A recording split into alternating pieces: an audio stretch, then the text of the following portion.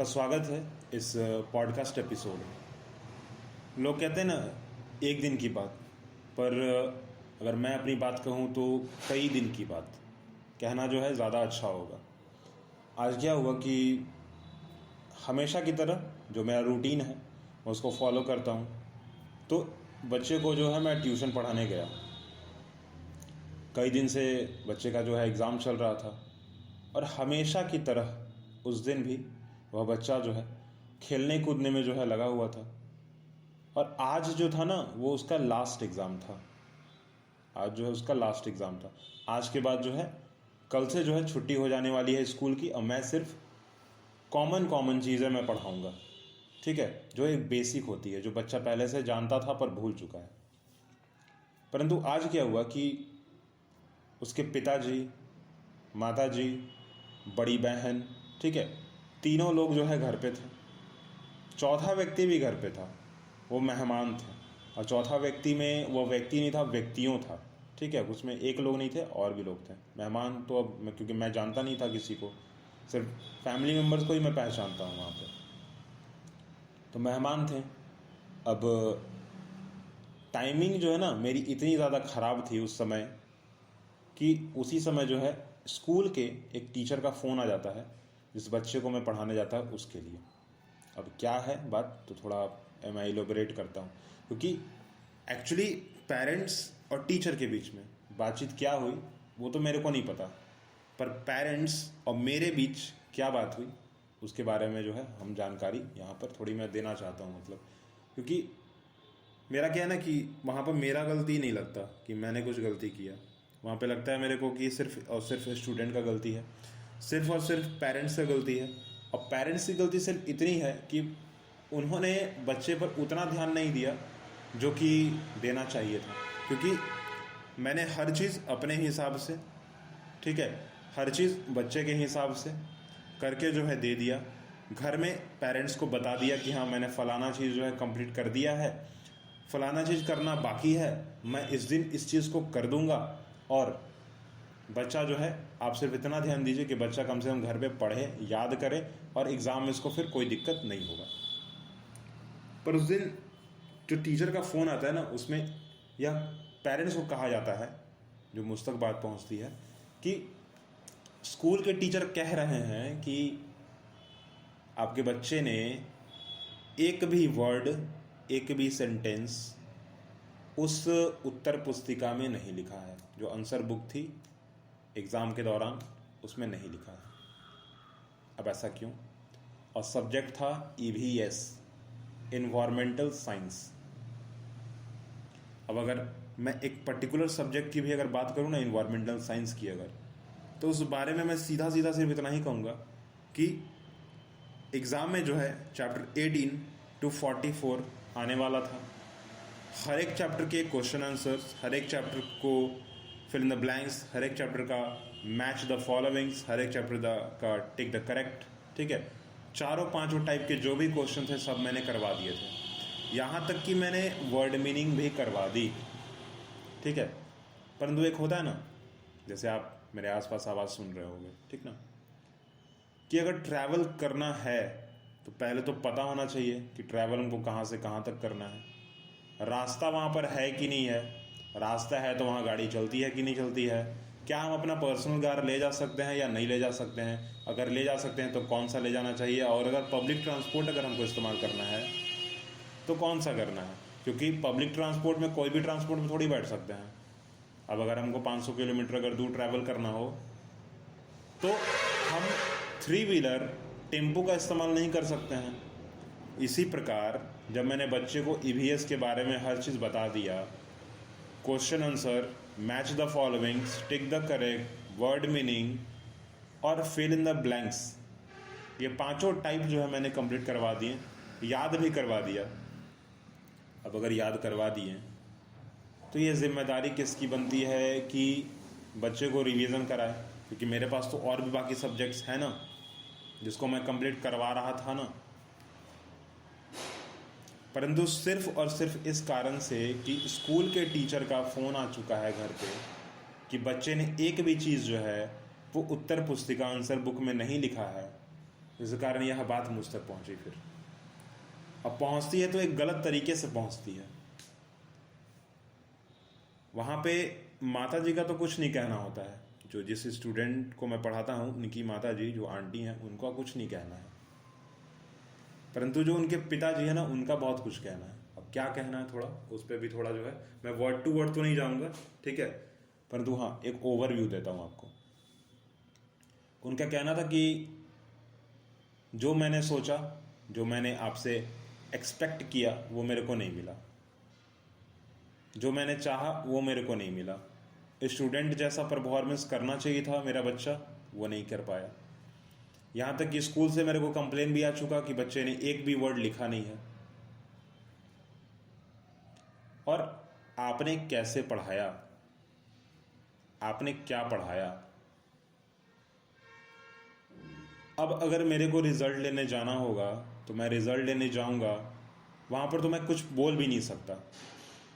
बोल इसलिए नहीं सकता ना क्योंकि वहाँ के टीचर्स का, वहाँ के प्रिंसिपल का ये हमारे तरफ डायरेक्ट एक टू द पॉइंट का आंसर होता है, हमारे लिए परमानेंट रेडी रहता है कि अगर आप इस स्कूल में बच्चे को रख रहे हैं तो हम अपनी जिम्मेदारी पूरा कर दिए, अब आपकी जिम्मेदारी। मतलब कि स्कूल में बच्चा चला गया, टीचर्स की सारी जिम्मेदारी जो है पूरी कर दी गई है, प्रिंसिपल की सारी जिम्मेदारी पूरी कर दी गई है। अब बात आती है पेरेंट्स की। पेरेंट्स ने अपनी जिम्मेदारी पूरी नहीं की तो आप क्या है, अब ले जा सकते हैं अगर ले जाना चाहते हैं तो। वहाँ का एक सीधा आंसर है कि आप ले जाना चाहते हैं तो ले जाइए, कोई दिक्कत नहीं है, आप जा सकते हैं। अब पेरेंट्स का कहना है कि ऐसा कैसे कर ले भाई, नहीं, बिल्कुल नहीं। तो मेरा कहना है भाई कि क्यों नहीं। स्कूल में बच्चा जो है वो नहीं कर पा रहा है, वहाँ के बच्चों से compete नहीं कर पा रहा है, वहाँ की टीचर्स की बात समझ नहीं पा रहा है, यहाँ तक कि उसको जो ट्यूशन मिल रहा है वहाँ पर भी वह बात जो है वो पूरी कर तो रहा है परंतु पूरी तरह कंप्लीट नहीं कर पा रहा है, पूरी तरह जो है उसको एग्जीक्यूट नहीं कर पा रहा है। टीचर मतलब क्या कर सकता है, 1 घंटे में क्वेश्चन आंसर लिखवा सकता है, क्वेश्चन आंसर याद करवा सकता है, चैप्टर को पढ़ा सकता है, पढ़ने के लिए बता सकता है, और जो हार्ड वर्ड्स हैं उसको याद करवा सकता है, हार्ड वर्ड्स पढ़ने का तरीका बता सकता है। अब एग्ज़ाम में जाके हम लिखेंगे तो नहीं ना, ऐसा तो कभी नहीं करने वाले हम। वहाँ तो एग्ज़ाम में बच्चे को ही लिखना पड़ेगा, बच्चे को ही जो है हर चीज़ वहाँ पर अपना परफॉर्मेंस देना होगा, चाहे जो भी नीड होगा उस एग्ज़ाम पेपर का वो तो बच्चे को ही फुलफ़िल करना होगा ना, हम तो वहाँ करेंगे नहीं। जो हमारी जो जिम्मेदारी थी वो तो हमने पूरी कर दी। हमने एक तरह का रोड मैप जो है बना दिया, बना बनाया हाथ में दे दिया। अब बच्चा अगर नहीं चल पा रहा है, बच्चा उसको याद नहीं कर पा रहा है, तो अब गलती तो हमारी नहीं है। यह बात जो है उनके पिताजी को थोड़ी देर से समझ आई। अब मैं तो कहूँगा कि समझ उतनी नहीं है जितना मेरे को लगता है कि समझ आ जानी चाहिए थी, क्योंकि अभी तक रूल रेगुलेशन उनके पिताजी का वही है। रूल रेगुलेशन कहने का मतलब जो रवैया फिलहाल मेरी तरफ जो है वही है, सेम टू सेम। पर माता जी का कहना जो है थोड़ा अलग है। क्या कहना है भाई उनका? देखो, यहाँ से जो उन्होंने कहा ना, मेरे को दिमाग में बस इतना ही बात जाता है कि देखो, मम्मी जो है वो मम्मी होती है, ठीक है, माँ जो है वो माँ ही होती है, और माँ अपने बच्चे को अच्छी तरह से समझती भी है, उसके गलत व्यवहार को भी एक्सेप्ट करती है, कोशिश करती है कि ठीक करवा दें, अच्छे व्यवहार को भी एक्सेप्ट करती है, कोशिश करती है कि और इसको अच्छा कर दें, ठीक है। और अगर बच्चा ज़्यादा शैतान है तो कभी कभी उसको शैतानियों को माफ़ भी की जाती है जैसा ज़रूरत है, और कभी कभी उसी शैतानी पर जो है उसकी पिटाई या फिर डांट फटकार भी लग जाती है माँ की तरफ से। उनकी माता जी ने बस सीधा का सीधा एक आंसर दिया मेरे को कि उसमें सर क्या कर लेंगे। सर कहने का मतलब टीचर, मेरा नाम वहाँ पर आया कि क्या कर लेंगे वो 1 घंटा में जो है क्या कर लेंगे। 1 घंटा में पढ़ा सकते हैं, याद करा सकते हैं, लिखवा सकते हैं, सुन सकते हैं उनसे कि क्या क्या याद करवाया गया, परंतु अब एग्ज़ाम में थोड़ी जाके लिखेंगे। ये तो इसी को करना चाहिए। इसी को कहने का मतलब वो उसी स्टूडेंट की बात हो रही थी, इसी को करना चाहिए था, अभी किया नहीं। और सर तो कहे ही थे कि घर पे याद करवा देना। घर पे जो है याद करवा देने के लिए सर ने बताया था। मैंने जो है ना ये बात घर पे भी उनको बताई थी कि भाई मैंने याद करवा दिया, आप जो है याद करवा देना इनको। तीनों को बोल दिया, तीनों को नहीं बोला मैंने, दो को बोला। पिताजी को नहीं मैंने बोला क्योंकि वो तो काम पे रहते हैं। माताजी को और बड़ी बहन को मैंने बोल दिया था। और उनके घर में जो फैमिली मेम्बर और भी आए हुए थे, जैसे उनके बड़े भाई हैं ना, जो जिस स्टूडेंट को मैं पढ़ाता हूँ उसके एक बड़े भाई भी हैं, उनसे एक मंझले भाई भी हैं, तो उनको मैंने सबको बता दिया कि हाँ भाई याद कर लीजिएगा। मैंने स्टूडेंट को बहुत सा बार बोल दिया, ऐसे ऐसे होमवर्क्स दे दिए जिससे कि बच्चा याद कर पाए कम से कम। पर बच्चे का जो तरीका है ना वो बहुत अच्छा तो नहीं कहूँगा, पर बहुत ख़राब ज़रूर कहूँगा। आदत बहुत ज़्यादा ख़राब है। ठीक है, एक सिंपल सा उदाहरण भी ले लेते हैं कि आदत कैसे ख़राब है। जैसे कि ABCD जो होता है ना अल्फ़ाबेट्स, उसमें अब ए जो लेटर है ए, उसको लिखने का तरीका 3-4 तरीके से है। एक तरीका जिसमें आप देखोगे कि ए के ऊपर जो है वो कोन शेप बना हुआ है। कुछ और अगर ए लिखोगे देखते हुए तो उसमें दिखेगा आपको कि ऊपर में जो है ना एक आर्क बना हुआ है, ए लेटर जो है उसमें लिखते हुए। कुछ का ABCD देखो लिखते हुए तो वो कुछ स्टाइल दिखाने के लिए कुछ और अलग तरीके से बनाते हैं, जिसमें लगता है कि ऊपर सिर्फ एक डंडी लगी हुई है और कुछ लगा हुआ नहीं है। ठीक है, तो इन सब चीज़ को समझेगा कौन? बच्चे को समझना पड़ेगा। अगर उसको समझाया जा रहा है तो उसको अच्छे से सुनना पड़ेगा। परंतु बच्चे का सीधा सीधा आंसर होता है मैम ऐसे नहीं लिखवाती है, मैम ऐसे नहीं करवाती है, मैम वैसे नहीं करवाती है, मैम ने यह लिखवाया है, मैम ने वह लिखवाया है। तो मेरा यह कहना होता है बच्चे को कि भाई टीचर तो हम भी हैं, और स्कूल में भी जो आपको पढ़ाया जा रहा है ना वो भी आप टीचर ही हैं। तो वो अगर सही कह रहे हैं तो हम कैसे गलती हो सकते हैं? दूसरी बात, क्या आप एग्ज़ाम पेपर अच्छे से देख लीजिए।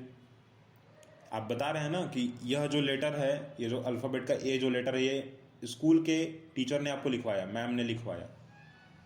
ठीक है, तो मैम ने इसी लेटर को एग्ज़ाम के टाइम में काट क्यों दिया? उस पर मार्क्स जो आपके काट क्यों लिए? उसमें नंबर आपको मिलना चाहिए था पर नहीं दिया गया, क्यों नहीं दिया गया? मतलब गलती है। इसका मतलब क्या है कि आपको जो ब्लैक बोर्ड पर लिखवाया गया उसको देखकर भी आपने सही से नहीं लिखा।